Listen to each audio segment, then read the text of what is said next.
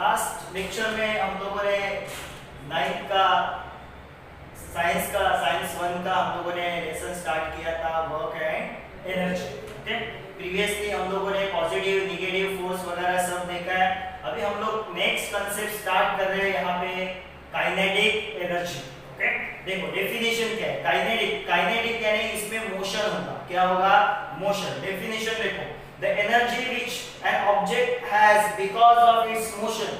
किसी भी ऑब्जेक्ट के अंदर एनर्जी आता है, किसके वजह से आता है? बिकॉज ऑफ इट्स मोशन, उसको बोलते हैं kinetic energy. Okay, energy which comes because of motion, उसको बोलते हैं काइनेटिक एनर्जी। आगे देखो क्या दिया है, work done by force to displace the stationary object. Stationary object means rest object. Okay, जब किसी भी ऑब्जेक्ट के ऊपर हम लोग क्या अप्लाई करते हैं? फोर्स अप्लाई करते हैं। यहाँ पे हम लोगों ने स्टेशनरी ऑब्जेक्ट के ऊपर फोर्स अप्लाई किया है। ओके, इसके लिए फोर्स अप्लाई किया है वर्क होने के लिए। तो वो ऑब्जेक्ट क्या होता है? थ्रू अ डिस्टेंस s, वो ऑब्जेक्ट s डिस्टेंस जाता है। पहला वो स्टेशनरी था, उसके ऊपर फोर्स अप्लाई किया, वो कितना डिस्टेंस गया? s distance. The kinetic energy gain by the object. Okay, अभी उस ऑब्जेक्ट के अंदर जो काइनेटिक एनर्जी आएगा, एनर्जी आया है मगर यहाँ पे काइनेटिक एनर्जी बोला है। क्यों? क्योंकि उस ऑब्जेक्ट में क्या आया है? मोशन। पहला वो रेस्ट था और बाद में वो सर्टेन डिस्टेंस आगे गया, यानी उसके अंदर मोशन आया। ओके, तो काइनेटिक एनर्जी का फॉर्मूला है work done of the kinetic energy is equal to work done of the object. Okay, तो kinetic energy is equal to F into S। Okay, F into S, work done का formula क्या है? F into S। तो kinetic energy is equal to work done of the object. Object जितना work करेगा, okay, उतना ही उसका kinetic energy, या फिर ऑब्जेक्ट के अंदर जितना एनर्जी रहेगा उतना ही वो क्या करेगा? वर्क। तो ये दोनों सेम रहते हैं। ओके, तो kinetic energy is equal to F into S। अभी यहाँ पे हम लोग ये डेरिवेशन देख रहे हैं। ओके, काइनेटिक एनर्जी का डेरिवेशन, काइनेटिक एनर्जी का फार्मूला आगे कैसे डिराइव होता है। ओके, तो initially kinetic energy is equal to F into S, force into displacement. Next, expression for the kinetic energy. अभी काइनेटिक एनर्जी का हम लोग यहाँ पे फॉर्मूला डिराइव करेंगे। क्या दिया है? Suppose a stationary object of mass m, एक ऑब्जेक्ट है जो स्टेशनरी है, रेस्ट है, जिसका मास m है, moves because of applied force, उसके ऊपर फोर्स अप्लाइड होता है F। Let u be the its initial velocity. जब वो रेस्ट है तो उसका इनिशियल वेलोसिटी है u, और जब वो रेस्ट है तो इनिशियल वेलोसिटी क्या रहेगा? 0। ओके, कोई भी ऑब्जेक्ट जब रेस्ट में रहता है, स्टेशनरी होता है, तब उसका इनिशियल वेलोसिटी 0 होता है। Let the applied force be F। Applied force क्या है? F है। This generates an acceleration in A in the object। Okay, object पहला स्टेशनरी था, उसके ऊपर फोर्स अप्लाई किया। ओके, तो उसके अंदर क्या आया? एक्सेलरेशन। कौन सा acceleration? A। Okay, and after time t the velocity of object becomes equal to v। Initial velocity उसका u है जब वो स्टेशनरी था, उसके ऊपर हम लोगों ने फोर्स अप्लाई किया F, तो उसके अंदर आया acceleration A। And after time t, certain time के बाद उसके अंदर एक नया वेलोसिटी आता है। ओके, वो है उसका फाइनल वेलोसिटी, वो है v। क्या है? v। The displacement during this time is s। Okay, object stationary था, ओके, सर्टेन टाइम में वो सर्टेन डिस्टेंस चला गया, वो डिस्प्लेसमेंट क्या है? s है। ओके, तो work done on the object is equal to W is equal to F into S। Work done is equal to force into displacement. ये फार्मूला हम लोगों ने देखा है, work is equal to force into displacement. Okay, क्या है? m object है जिसका मास m है, उसके ऊपर हम लोग F फोर्स लगा रहे हैं। बिकॉज ऑफ दिस फोर्स उसके अंदर आता है A एक्सेलरेशन, फोर्स अप्लाई हो रहा है फॉर अ टाइम t, और उस टाइम में वो कितना डिस्प्लेसमेंट होता है उसका? s। तो work done is equal to F into S। Next, okay, according to Newton second law of motion. Newton का सेकंड लॉ ऑफ मोशन क्या बोलता है? देखो, okay, F is equal to, हम लोग के पास क्या है? F is equal to m into A। ये हम लोग F into A क्यों लिया? ओके, फोर्स का फॉर्मूला देखो, फोर्स का फॉर्मूला है mass into acceleration, mass into acceleration, ये फोर्स का फॉर्मूला है। ये फोर्स का फॉर्मूला लिया है, उसको इक्वेशन नंबर 1 नाम दिया है। हम लोग के पास ऑलरेडी एक इक्वेशन है, वो इक्वेशन कौन सा है, वर्क का F into S, force into displacement, ये ऑलरेडी इक्वेशन है। अभी हम लोगों ने एक नया इक्वेशन लिया है, क्या है वो, फोर्स का फॉर्मूला है। फोर्स का फॉर्मूला है मास इनटू एक्सेलरेशन, ओके। अभी Newton second law, second equation of motion क्या बताता है, S is equal to ut plus half at square। ये न्यूटन्स का इक्वेशन हम लोगों ने सीखा है प्रीवियसली, ये सेकंड इक्वेशन ऑफ मोशन है। S is equal to ut plus half at square, ये उसका इक्वेशन है। Initial velocity, object at the initial object was stationary, object क्या था, स्टेशनरी, तो उसका इनिशियल वेलोसिटी क्या था, 0।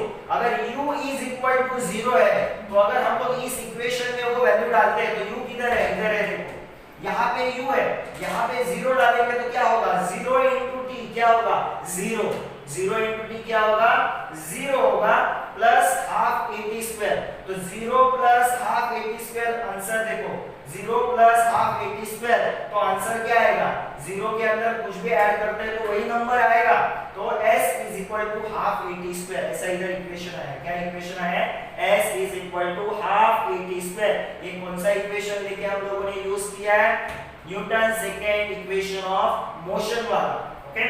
अभी देखो ये वाला इक्वेशन, इक्वेशन सेकंड, इक्वेशन 1, इसका हम लोग यूज यहाँ पे करेंगे। देखो वर्क का फॉर्मूला क्या है, फोर्स इनटू डिस्प्लेसमेंट, फोर्स देखो m इनटू a, s का भी मुझे वैल्यू मिला है, क्या वैल्यू मिला है, हाफ at स्क्वायर, s का वैल्यू क्या मिला, हाफ at स्क्वायर। तो मैं इस इक्वेशन में ये दोनों वैल्यूज डालूंगा, m इनटू a जो f का वैल्यू है और हाफ at स्क्वायर इसका वैल्यू है s का, वो दोनों डाला तो क्या देखो आएगा, ma into half at square. अभी आप यहाँ पे देखो, यहाँ पे देखो ये a है, यहाँ पे भी देखो ये a है, ओके। तो a इनटू a क्या आएगा, a स्क्वायर आएगा, क्या आएगा, a स्क्वायर, और क्या बचता है m, और क्या बचता है हाफ, और क्या बचता है t स्क्वायर। तो यहाँ पे स्क्वायर टर्म वाले, स्क्वायर वाले दो टर्म, एक है a और दूसरा है t, तो उसको हम लोगों ने साथ में दिया, ये देखो at, और उसको ब्रैकेट डाला और स्क्वायर लिखा है, ब्रैकेट डाल के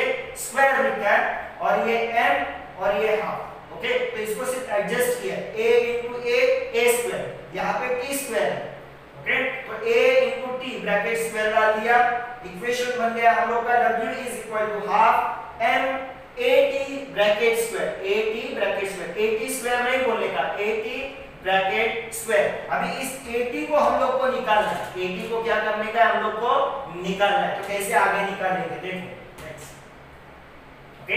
अभी यहाँ पे हम लोग न्यूटन्स का फर्स्ट इक्वेशन ऑफ मोशन लेते हैं। क्या फर्स्ट इक्वेशन ऑफ मोशन है, v is equal to u plus at, u तो पता है हम लोग को 0 है, क्या है 0, तो डाल दिया यहाँ पे 0, 0 प्लस at क्या आया 80, यानी v इज इक्वल टू 80 मिला, v इज इक्वल टू क्या मिला 80, ओके। हम लोग के पास ये फॉर्मूला था, work is equal to half into m into at square, ये वाला फॉर्मूला था प्रीवियसली।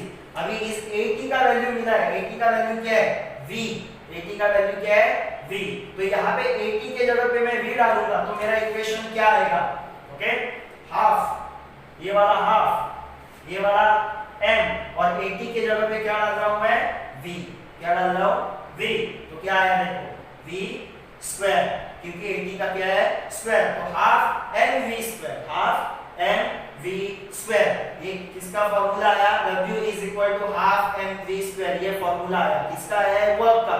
मगर हम लोग यहाँ पे काइनेटिक एनर्जी का फॉर्मूला डिराइव करेंगे। प्रीवियसली हम लोगों ने देखा एनर्जी जितना रहता है उतना ही वर्क रहता है, या फिर जितना वर्क उतना ही क्या रहता है एनर्जी, तो ये दोनों क्या है सेम। देखो kinetic energy gain by object is amount of work done of object, जितना वर्क डन होगा उतना ही काइनेटिक एनर्जी, या फिर जितना काइनेटिक एनर्जी होगा उतना ही क्या होगा वर्क डन। तो ke is equal to w, ke is equal to क्या लेंगे हम लोग वर्क डन, तो जितना एनर्जी उतना ही वर्क, तो इस w के जगह यहाँ पे हम लोगों ने डाल दिया k, और इक्वेशन बन गया k equal to half mv square, half mv²। Okay, तो फाइनल इक्वेशन मुझे मिला ke is equal to half mv²। Okay, start किया है किसके फॉर्मूला से, w वर्क के फॉर्मूला से। बाद में हम लोगों ने कौन सा इक्वेशन लिया, फोर्स का। बाद में second equation of motion s का वैल्यू मिला। उसके बाद हम लोगों ने first equation of motion v का वैल्यू मिला। ये सब वैल्यूज डाल के ये फाइनल एक्सप्रेशन मिलता है हम लोग को काइनेटिक एनर्जी का। ये कभी-कभी क्वेश्चन आता है आपको, derive the expression for kinetic energy.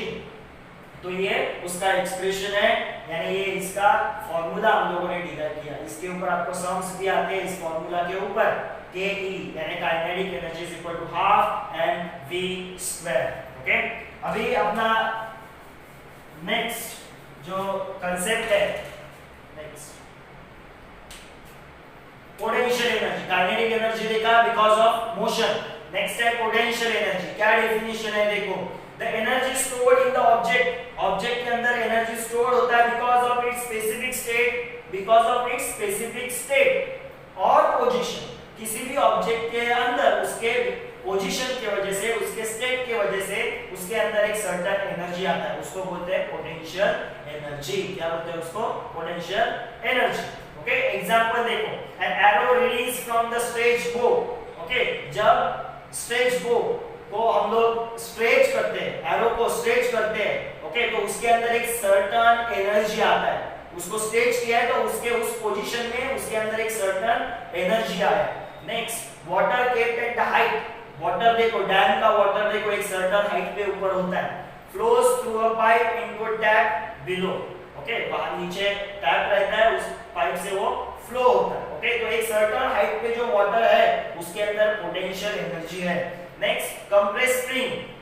Spring को कंप्रेस किया, स्प्रिंग को क्या किया, कंप्रेस, यानी उसके अंदर एक सर्टेन एनर्जी आया बिकॉज ऑफ इट्स पोजीशन। कौन से पोजीशन पे है, या फिर बिकॉज ऑफ इट्स स्टेट, कौन से स्टेट में है वो, कंप्रेस स्टेट में, कंप्रेस पोजीशन में। तो उसके अंदर एक सर्टेन एनर्जी है जिसको बोलते हैं पोटेंशियल एनर्जी। ओके, अभी expression for the potential energy. Potential energy का अभी हम लोग यहाँ पे फॉर्मूला डिराइव करेंगे। ये इतना कुछ डिफिकल्ट नहीं है, काइनेटिक एनर्जी का इतना डिफिकल्ट नहीं है। क्या है potential energy, to carry the object of mass m। एक ऑब्जेक्ट है जिसका मास m है, h हाइट पे लेके जाने का है उसको, कितने हाइट पे लेके जाने का है, h, above the earth surface, earth surface से ऊपर। Force is equal to, force का फार्मूला क्या है, फोर्स का फार्मूला है, फोर्स का फार्मूला है m into a। a means acceleration, मगर यहाँ पे ग्रेविटी के अगेंस्ट लेके जा रहे हैं, तो यहाँ पे acceleration due to the gravity है, तो a की जगह यूज करने का g।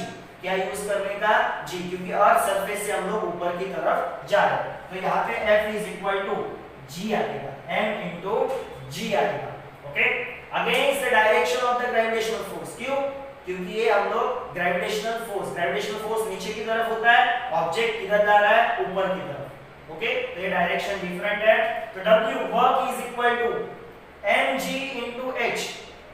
वर्क का फॉर्मूला क्या है, F into S। वर्क का फॉर्मूला है, वर्क का फॉर्मूला है F into S।